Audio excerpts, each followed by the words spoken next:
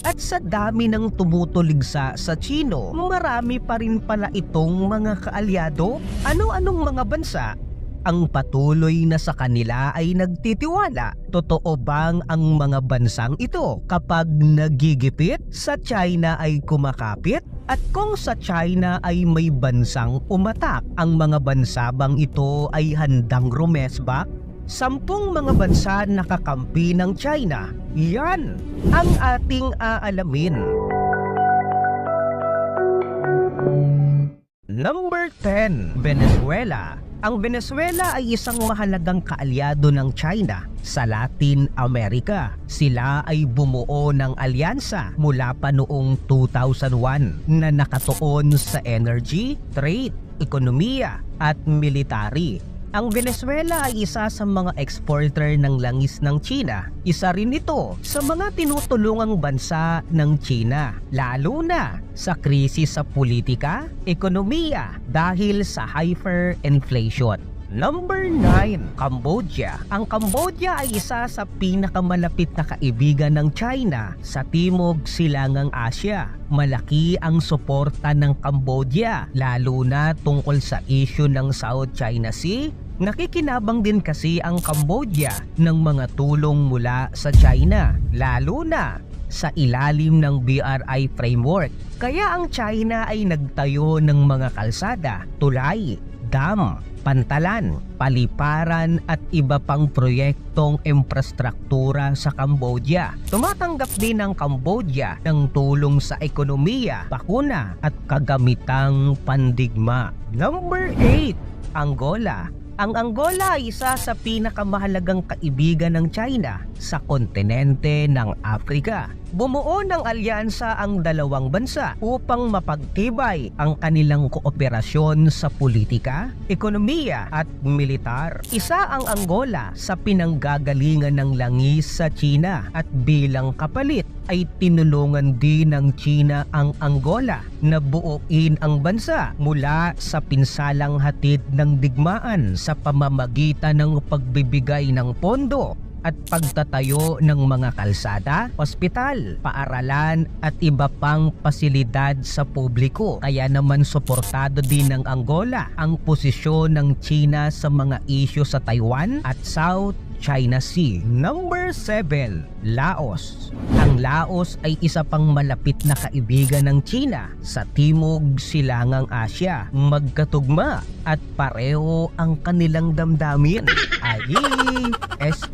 Pareho kasi ang dalawang bansang ito na nagtatakuyod ng ideolohiyang sosyalismo. Buong pusong tinanggap ng Laos ang BRI ng China na umaasang maging isang bansa na may koneksyon sa pagpapagawa ng riles, kalsada at iba pa. Suportado naman ng Laos. Sana all support. Sana all.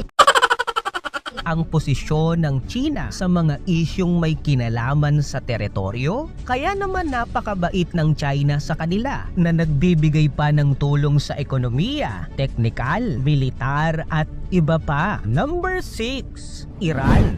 Ang Iran ay isa pang mahalagang kakampi ng China sa gitnang silangan. Nagtayo ng alyansa ang dalawang bansa mula pa noong 2016 na ang layunin ay mapalakas ang kanilang kalakalan, enerhiya, infrastruktura, depensa at kultura. Ang Iran ay exporter ng langis ng China. Isa rin ito sa mga potensyal na merkado para sa mga kalakal at serbisyo sa mga produkto ng China. Ang dalawang bansa ay may kasunduang nuklear noon pang 2015 at nagtutulungan sa larangan ng pakikipagdigma. Number 5, Serbia. Punta naman tayo sa Europa. Ang Serbia ang isa sa pinakamalapit na kaibigan ng China sa kontinente ng Europa. Sila ay may maayos na estratehiyang ugnayan mula pa noong 2009 na may kinalaman sa politika, ekonomiya, kultura at seguridad. Ang Serbia din ang mahalagang kapartner pagdating sa BIR ng China sa Europa upang maipatayo ang pinondohan ng mga proyektong infrastruktura tulad ng mga daan, tulay, railways at power plants. Ang Serbia din ang isa sa nagpapasalamat sa China sa pagbibigay sa kanila ng tulong medikal at bakuna noong kasagsagan ng pandemya. Number 4, Cuba. Ang Cuba ay isa sa pinakamatagal ng kaibigan ng China. Wow! Sana all nagtatagal.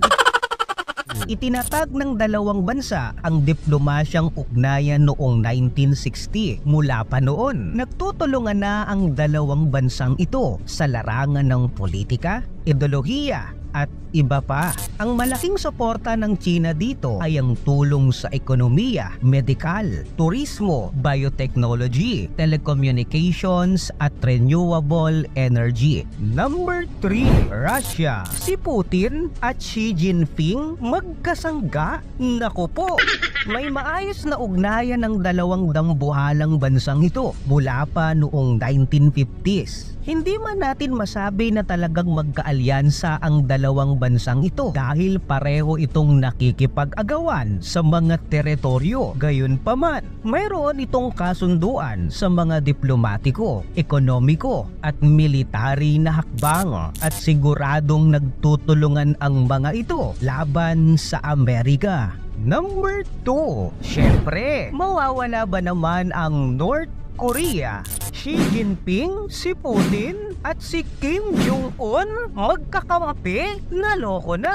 Mga pinunong makapangyarihan na handang makipagdigmaan. Ang North Korea ay isa sa pinakamatagal at pinakamatapat na kaalyado ng China sa Asia. Ang dalawang bansa ay nagsama na sa digmaan sa Korean War noong 1950 kung saan ang North Korea ay tinulungan ng China at Soviet Union o Russia at ang South Korea naman ay tinulungan ng Estados Unidos. Ang China ay naging taga-suporta ng North Korea sa ekonomiya, krudo, kalakalan at higit sa lahat, ang dalawa ay magkaalyado pagdating sa pagpapalakas ng kagamitang pandigma. At ang ating number 1, ang pinakamatalik na kaibigan ng China, Pakistan. Itinuturing na all-weather friend o kaibigan sa kahit anumang panahon. Ang dalawang bansa ay may mahabang kasaysayan mula pa noong 1950, lalo na sa larangan ng depensa, infrastruktura, enerhiya at kalakalan. Sinusuportahan din ng Pakistan ang posisyon ng China sa mga isyo na may kinalaman sa teritoryo gaya sa Taiwan, Hong Kong at matinding tensyon sa South China Sea. Bilang kapalit, nagbibigay ang China ng malaking tulong sa kanilang ekonomiya at militar, lalo na at mainit pa rin ang tensyon at girian sa pagitan ng Pakistan at India. Sa ating bansa, maraming koneksyon at nagawa ang China sa kabila ng alitan at girian sa isyu ng West Philippine Sea. Maraming proyekto pa rin sa pagitan ng Pilipinas at China mula sa iba't ibang infrastruktura, mga transportasyon at napakaraming produktong meron ng Pilipino na hindi natin maitatanggi na made in China. Ikaw, kaibigan nga bang maituturing ang China o isang kaaway? I-komento mo naman ito sa ibaba. I-like ang video at mag-subscribe. Salamat at God bless.